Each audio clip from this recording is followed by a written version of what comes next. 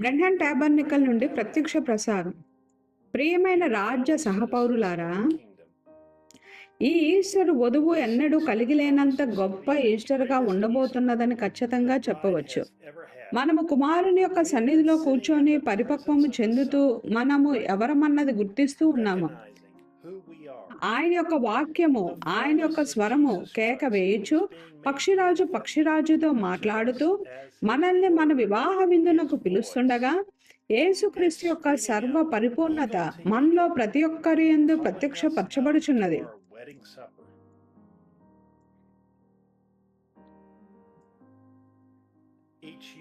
ప్రతి సంవత్సరము ఈ సమయానికి రానున్న ఈస్టర్ వారాంతము గురించి వధువు గొప్ప ఎదురుచూపుతో ఉంటుంది.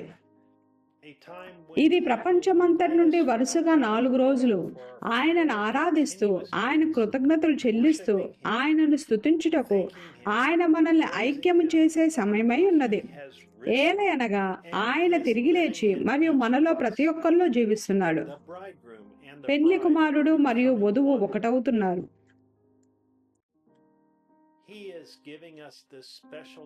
మన చుట్టూ ఉన్న లోక సంబంధమైన కార్యములన్నిటికీ తలుపులు మూసివేసి మరియు ఆయనతో మాత్రమే సమయం గడపడానికి ఈ ప్రత్యేకమైన సమయమును ఆయన మనకు అనుగ్రహిస్తున్నాడు. మనము ఆయనతో మన స్వంత ప్రపంచమును సృష్టించుకొనుచుండగా ఈ లోకపు పరధ్యానాలు ఏవి ఉండకూడదు. మన తలుపులు మూసివేసుకొని మన పరికరములను మరియు అలాగే ఆయన నుండి మన దృష్టిని మళ్లించే దేనినైనా ఆపివేద్దాం. ఆయనకు మరింత దగ్గరగా ఉండాలన్నదే మనలో ప్రతి ఒక్కరికి ఉన్న అత్యంత గొప్ప కోరికే ఉన్నది. మనము ఆయన కొరకు మరింతగా ప్రతిష్ఠించబడిన జీవితంను జీవించాలని, ఎల్లప్పుడూ ఆయన యొక్క పరిపూర్ణమైన చిత్తంలో ఉండాలని కోరుతున్నాము.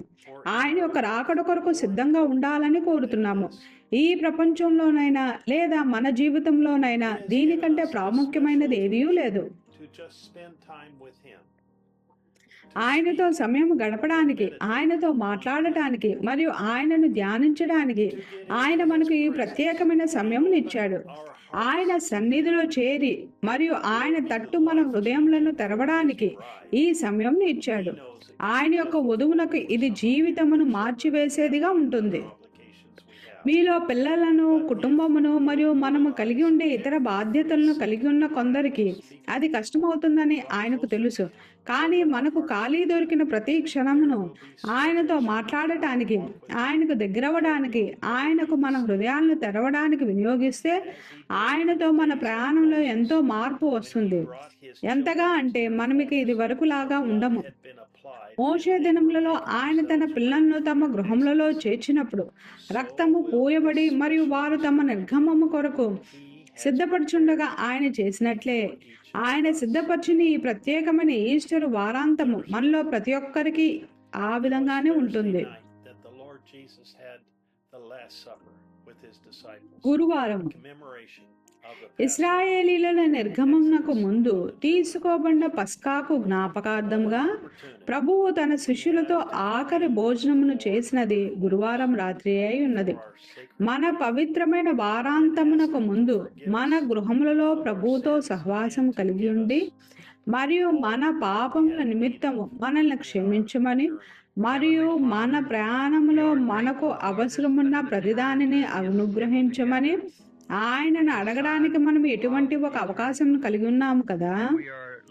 పరలోకపు తండ్రి, నిత్యత్వమునకు ఈవలి వైపున కూడుకోవడానికి ఈ మరొక సమయమును బట్టి మేము కృతజ్ఞులమై ఉన్నాము మరియు ముందున్న ప్రయాణము కొరకు మాకు ధైర్యమునివ్వడానికి ఈ ఉదయము నీ యొద్ద నుండి మా బలము నూతనపరచడాలని మేము ఎదురు చూస్తున్నాము.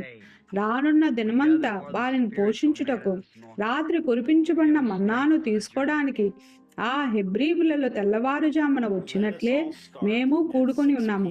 ప్రాణము కొరకు మాకు బలమివ్వడానికి ఆత్మ సంబంధమైన మన్నా కొరకు మేము ఈ ఉదయం కూడుకొని ఉన్నాము. మనమందరము ప్రభురాత్రి భోజనము 62-0204 అనే దానిని వినడానికి సాయంత్రం 6 గంటల సమయం అప్పుడు ప్రారంభించుకుందాము. మరియు పిదప టేపు ముగిసినప్పుడు ప్రవక్త మనల్ని మన ప్రత్యేకమైన ప్రభురాత్రి భోజనము మరియు పాదపరిచర్య కూడుకలోనికి నడిపిస్తాడు. అది లైఫ్ లైన్లో ఆంగ్లంలో ప్లే చేయబడుతుంది. లేదంటే క్రింద ఇవ్వమన్న లింకును నొక్కడం ద్వారా మీరు ఆంగ్లంలోనైనా లేదా వేరే ఏ భాషలోనైనా దాన్ని డౌన్లోడ్ చేసుకోగలరు.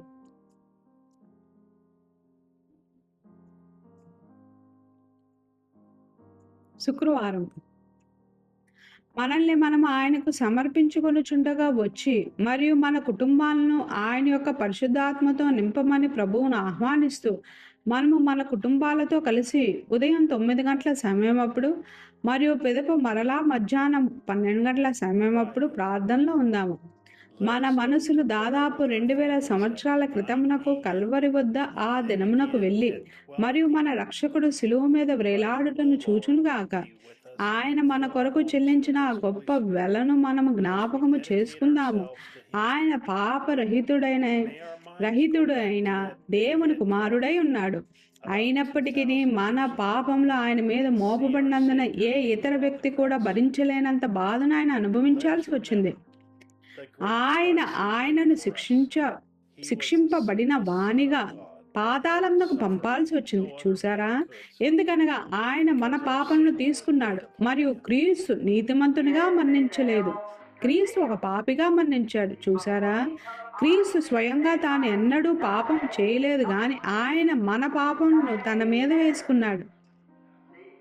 పిదప మధ్యాహ్నం 12 గంటల సమయం అప్పుడు మనము 57-04-19 పరిపూర్ణత అనే వర్తమానమును వినడానికి మన గృహములలో కూడుకుందాము.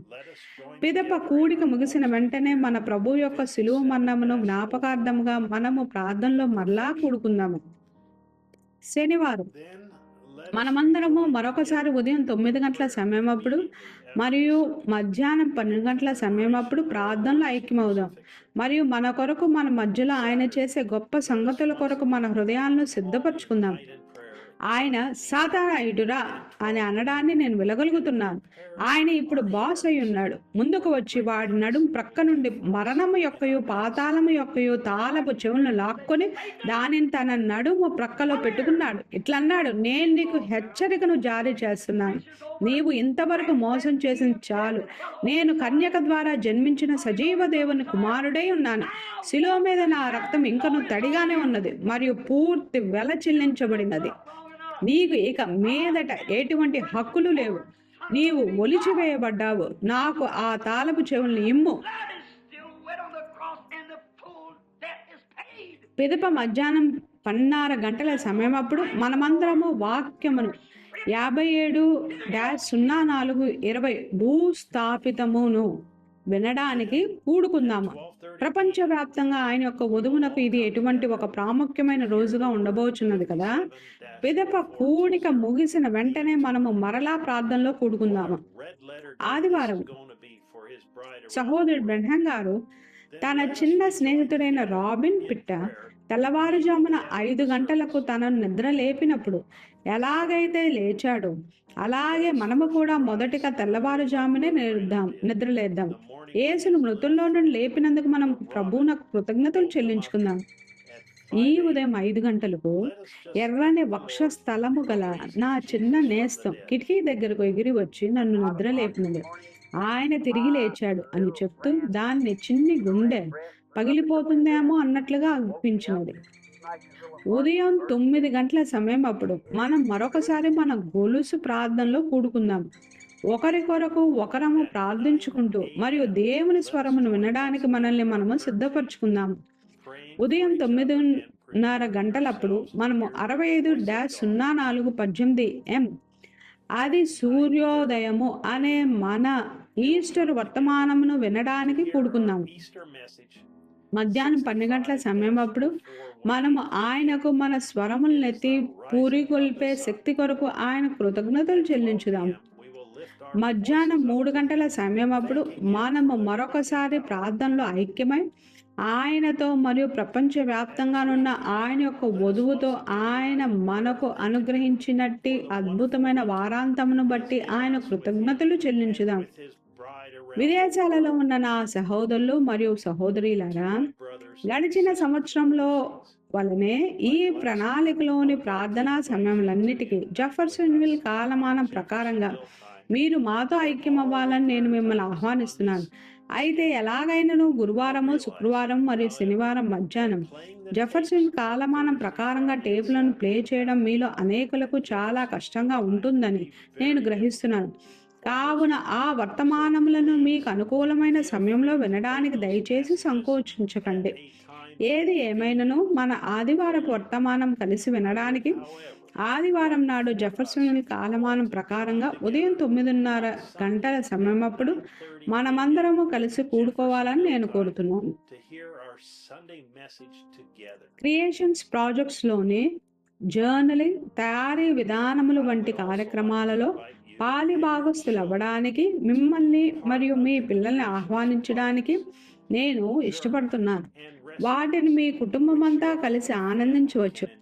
అవన్నీ కూడా ఈ వారాంతము మనం వినబోయే వాక్యం మీదనే ఆధారపడి ఉంటాయి. కనుక మీకు అవి చాలా బాగా నచ్చుతాయని మేము అనుకుంటున్నాము. వారాంతపు ప్రణాళిక కొరకు ప్రభురాత్రి భోజనమునకు సిద్ధపరచుకోవడం గురించిన సమాచారము కొరకు, క్రియేషన్స్ ప్రాజెక్ట్స్ కొరకు, అవసరమయ్యే సామాగ్రి కొరకు మరియు ఇతర వివరాల కొరకు క్రింద ఇవ్వబడిన లింకులను దర్శించండి. ఫోటోలు తీయడం, ఈ దినమున కొటేషన్ వినడం మరియు ద టేబుల్ యాప్లో, లైఫ్ లైన్ యాప్లో లేదా డౌన్లోడ్ చేసుకోగల లింకు ద్వారా టేపులను ప్లే చేసుకోవడానికి తప్ప ఈ ఈస్టర్ వారాంతంలో మన ఫోన్లను ఆఫ్ చేసుకుందాము.